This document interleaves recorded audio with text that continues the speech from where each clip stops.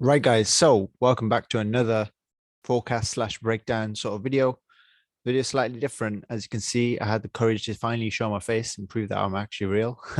We've got a few scammers floating around. So if you do get any messages from Elite Empire FX as a whole, just know that it's not me. I don't message people for account management or any sort of things like that. So if you do see anything, just be careful and just ignore them or even waste their time if you need. Right. Okay. So let's jump straight in. So we're going to start off with a breakdown of the previous week at VIP.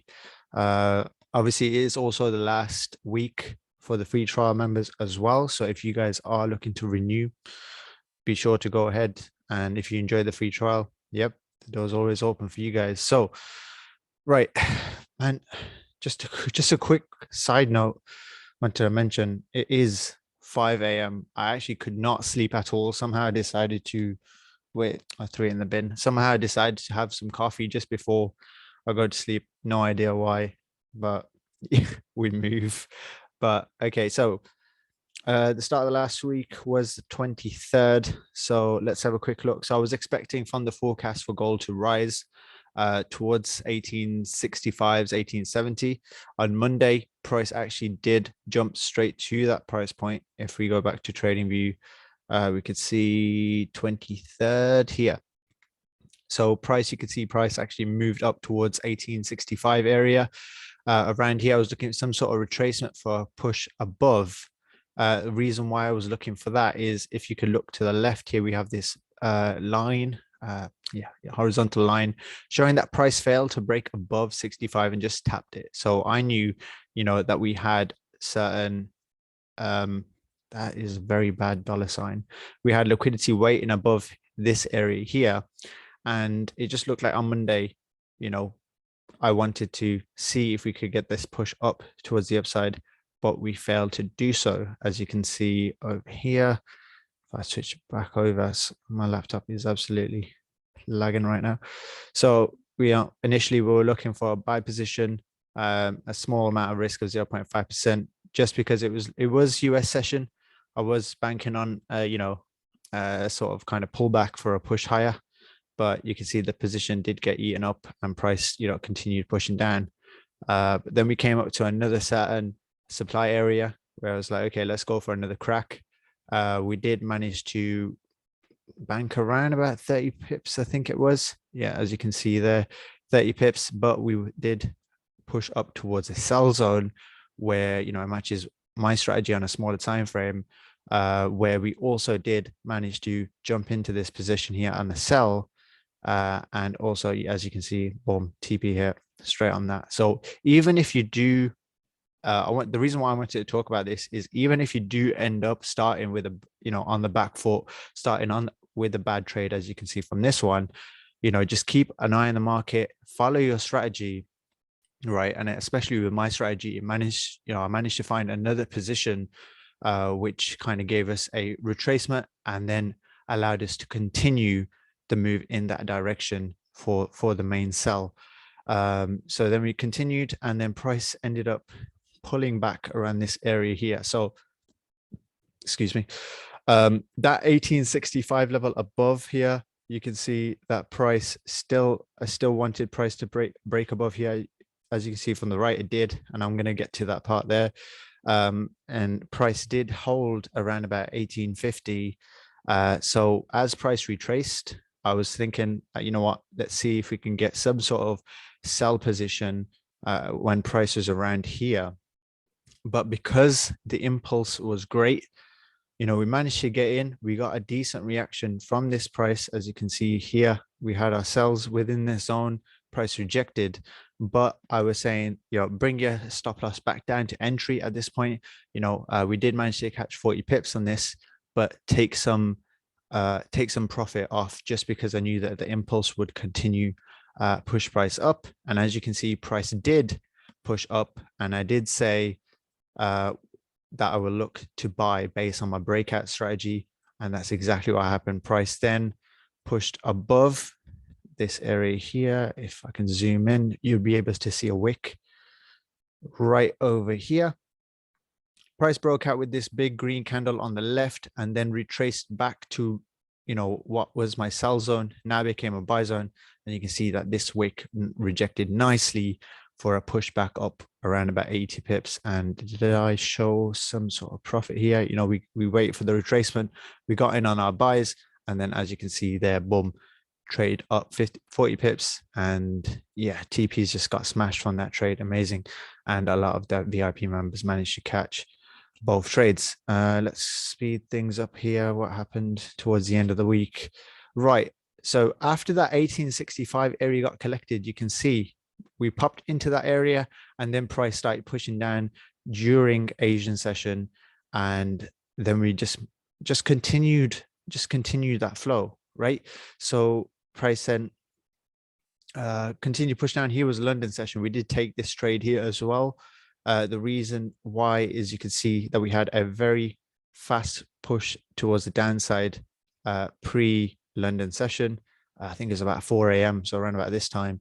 And then price retraced towards that area, filling some of this imbalance. We entered a sell here, stop loss above the high of this sort of structure that we made. And then price did manage to push towards the downside. I think it was another 50 pips, I think. So we were, adding on, around about, a nice 80 pips there, but we did take some profits around about 60, 70 pips just to spike this wick here. You can see price spiked, failed to close below. And this is where we had that core, I think it was that core price index news, where at this point I was out of the trade. We took our profits and then we let the manipulation continue price towards the upside. Now, the final trade we took was on Friday. As you can see, I still got my markup here. Price was charging up within this area. A lot of liquidity was being built. Price then spiked above, pushed back down towards the downside very quickly. And people thought that this move was over, right? If I even drop down to the 5-minute, you can see this big push to the downside. And people were like, damn it. Yeah, I had a few people in VIP saying we missed the entry. I had my limits a little higher. My limits were like somewhere above here. We did miss about like say 10 pips. Price then crashed down. I was patiently waiting to see what would happen. And then after we seen this big push towards the upside, I was like, all right, let's give it another crack. Look how tight this SL was. Little less than that, around about 20 pips SL. I didn't want price to push above this high. And because it was such a tight SL, I was like, go on, let's give it a crack. And as you can see, where are we? Here we go. Attempting the sell, SL 1862. There was my markup. Here was my TPs. And let's see if gold gave us a second chance. Price then started to reject. We were moving nicely. TP1 hit. And then I think it was towards the end of Friday, around about 6 p.m., I decided to close all the positions just because we just took this previous low here. Actually, no, we failed to take this low and then we just consolidated after. So that's why I decided to take my profit, because I didn't want to stay in the trade. And yeah, what I expected from that Friday trade was price to push down below this wick, and then continue to push down, back down towards the bottom of the range here. But we failed to get that. Sometimes this happens, and maybe this gives us an extra idea what might happen next week. Now, that was all for the breakdown. Let's get into the forecast. So let's quickly flip all of this stuff off here and let's see what's been going on. So on Friday, we actually never got the move that I was expected, which could mean something else. Could mean that gold may not try to push down here. This might be a consolidation phase for another impulse. And I'm just because of that Friday trade, I might be banking on gold to push higher here. Look, we're getting some sort of head and shoulders, people might be thinking, or some sort of Quasimodo or something like that. As you can see, that price push lower here, retraced up. I wanted this push towards the downside, just to follow this pattern, but there wasn't enough momentum to get there. Price just then held around this area and started to consolidate. So initial scenario, what I'll be thinking is, on the 4-hour, better to visualize what's going on. I'll be expecting for price to perhaps push down at the start of the week, perhaps Monday, just to follow this move on Friday. People still might have their sell positions open, to then quickly start to push towards upside. We could get some sort of consolidation here. to start pushing towards this upside again, which then opens up targets obviously to go above 1870, up towards 1880s and 1890s. The reason why I think this is because of what happened on Friday. There might be something else at play. So, I wouldn't be surprised if gold started to push towards the upside to continue this move. If you look at it like this, let's give you another kind of example. We have a sort of trend line here.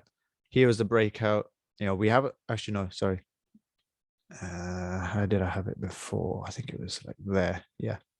So there was the breakout. We had the retest, price and pushed up for an impulse, right? So if you get a little Elliott wave sort of thing, impulse, and this is a sort of consolidation phase we're having. We might take a little longer. Maybe next week might be a whole consolidation. And then we may get another impulse towards the upside, pushing towards that 1880, 1890 area to get another sort of consolidation. And then we may continue this Elliott wave impulse towards the upside here. Right. That's kind of my first scenario just because of that Friday move. But what we could get, and this is the alternative scenario, right? We always got to, have two scenarios in mind because gold can catch us off guard, is the bearish scenario where price does follow this pattern on Monday. We do get that big strong push down as we usually do on a Monday. It is Memorial Day, so momentum might be a little slower, but the first initial target is I want to see price come back to 1830. The reason, because that 1830 level is pretty significant, guys. If I zoom out here, follow this bottom blue line, right? I'm going to go to the daily chart, actually. Be easier to show you. Blue line going across. You can see, look how many times this 1830 has been respected, man. Like, you keep going across, been used as resistance again, right? So I wouldn't be surprised if that 1830 is acting like a magnet. What we also had on that 1830 level, if we go to the hour time frame, is this wick right here, right? What we could see is you could see price attack that 1830 level, take out that wick, fill some of this imbalance on the left that we have here. We've got some imbalance here. So if I add imbalance sort of box, we could tap into there, then we could start our potential move towards the upside. So there's my two different scenarios. Links are all in the description if you want to get access to the free channel, VIP, the lot. If you want to, learn a strategy, everything's all taught in VIP. And if you haven't already, guys, make sure to subscribe to the channel because I'm looking to, improve on my YouTube content, create some more videos for you guys. And as always, teach you guys tricks about gold and other stuff that I see. So I can't sleep. I'm just going to go and do something, probably go for a walk. But yeah, it's Elite Empire FX. Peace out.